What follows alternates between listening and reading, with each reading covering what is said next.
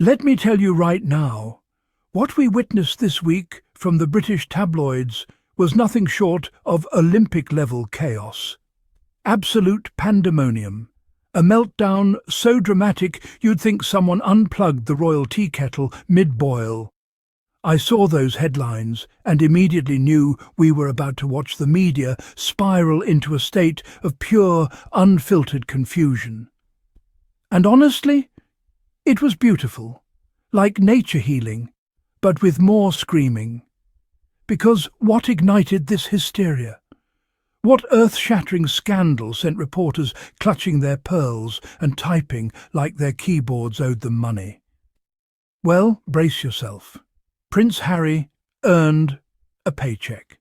That's it. That's the scandal.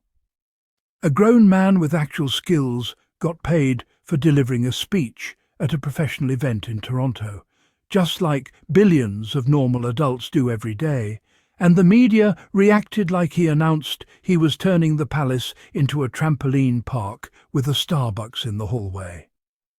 The outrage was so theatrical, I half expected someone to faint and yell, "The vapours!"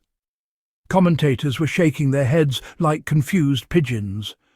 Columnists were gasping for air, as though someone had revealed that the sky is in fact blue.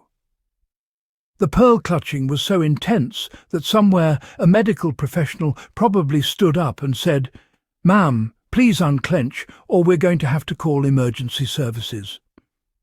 But here's the part that really gave the game away. Whenever Harry and Meghan, yes, Meghan Sussex herself, show up, thrive, succeed, shine, or simply breathe while smiling, the tabloids lose every page of the script they thought they had. Harry earning money wasn't the problem. Meghan supporting him wasn't the problem. The real problem, the one the press refuses to admit, is that independence terrifies them.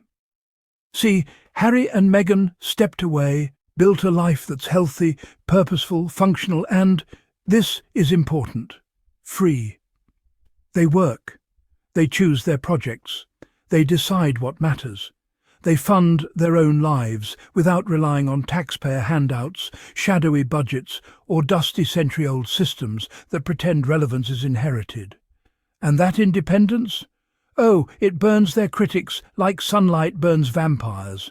Let's be completely honest. Nobody should be shocked that Harry works. My microwave works more predictably than some royals do, and even it doesn't get dragged this hard. Meghan has been working far longer and far harder than any palace-approved narrative would ever dare acknowledge. Together they've built a life sustained by skill and effort. Press spiraled into a full tailspin. Because for decades the monarchy relied on financial control to maintain power.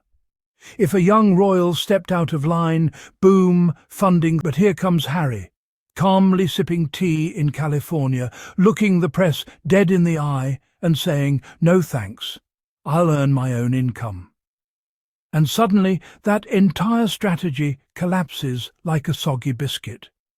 That now famous insider comment, meaningful work. Work that still gets done long after the flashbulbs fade and the tabloids genuinely care.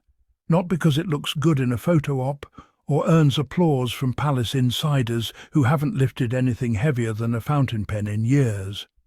They don't ask for permission. They don't ask for approval. They simply get things done.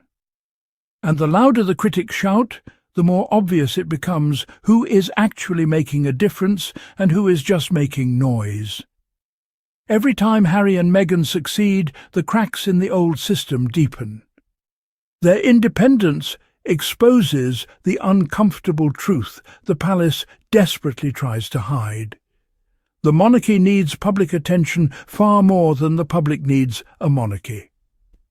Harry, thriving in California, is the biggest threat of all. Not because he left, but because his happiness proves the institution was never the source of his success. So the press tries to distract. Recycled insults, manufactured scandals, imaginary crises. At this point, their creativity has dropped so low that mocking someone for working is apparently the hottest idea in the newsroom. It's giving desperation. It's giving deadline at 10 p.m. and no story written. It's giving, I know this makes no sense, but I have rent to pay. Meanwhile, Harry and Meghan stay focused. They build. They take care of their children. They show up for causes that actually matter. They protect each other, uplift communities, and refuse to let bitterness define them. They walk in purpose, while critics stumble in confusion. And that contrast? Oh, it is powerful. The truth is this: stepping away from toxicity doesn't end your life. Sometimes it begins it. Harry and Meghan created something healthier, freer, more grounded, and more authentic than what anyone predicted. They were warned they would fail. They were told they'd lose everything. People expected them to come crawling back in defeat. Instead, they soared. They built something new. They proved everyone wrong. That's why their story matters. That's why millions support them. That's why the Sussex squad remains strong, sharp, and unshakable. Because truth endures. Truth outlives propaganda. And truth stands tall, even when the tabloids scream the loudest. Thank you so much for spending your time here today and supporting this space where we speak facts, compassion, reality, and the basic dignity the tabloids refuse to give Harry and Meghan.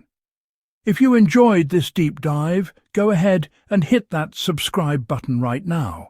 It takes 2 seconds, and it helps this channel grow stronger every day.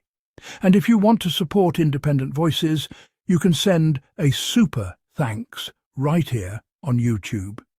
It truly helps keep this channel thriving, creative, and unfiltered.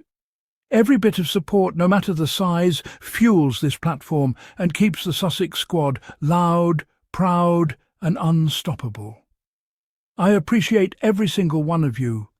This community is powerful, brilliant, and filled with heart. I'll be back soon with more truth the palace can't spin and the press can't bury. Until then, take care of yourselves and stay kind. Sussex Squad. See you in the next one.